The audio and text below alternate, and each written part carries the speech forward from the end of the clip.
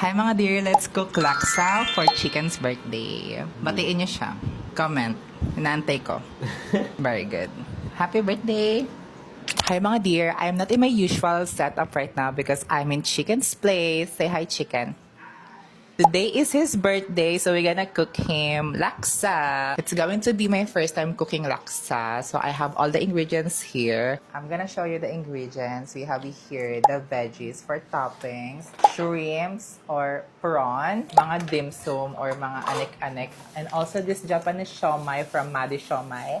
Hi, Jahana, period. And of course, our aromatics and the laksa sauce. Di pa namin alam kung ano yung gagamitin namin sa dalawang to, but let's see. And meron din akong gata, pandagdag creaminess.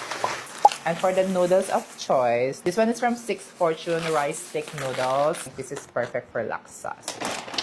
Yeah. Tell us what you're doing. Ang tawag dito, pinipiga ko yung head para lumabas yung flavor. Anong tawag dyan? Shrimp stock. Shrimp stock.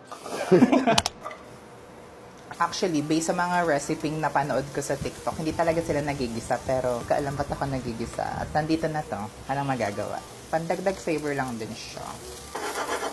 Master Chef, humanda. Okay, now we're gonna put the paste. Bebe, can you help me pour the water?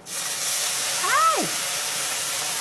And now we're gonna use this paste. This is the Dolly Curry Laksa paste. And lalagay lang natin lahat.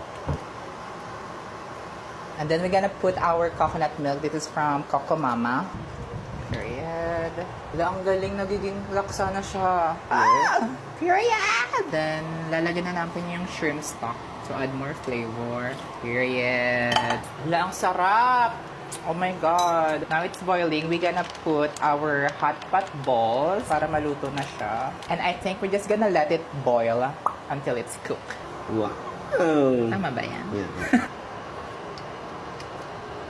Is it spicy? Yeah, a little. Parang for me, mag-hotpot na lang tayo. Hello. So, I'm cooking the noodles. This is the rice noodles. Nanood muna ako ng YouTube bago akong mag-cook. Pwede mo siyang, lagyan lang ng hot water, but I prefer cooking it. Kasi puno dun sa may Para kapag isi-serve na lang, ay ilalagay na lang siya. Happy birthday to me! Noodles is done. And we're gonna set this aside. Okay, now I'm setting up the food kasi pupunta dito yung dalawa naming friend. Hindi ko alam. Paano ba ito set up? Pechay first. Okay. Then put some shrimp. Ang hirap pala gawin ng laksa. Ang dami niyang emote. Next time mag-ramen na lang tayo. Galing! It looks like laksa now. Wow! Hey! Thank you! Bye-bye. Yun lang. Bye!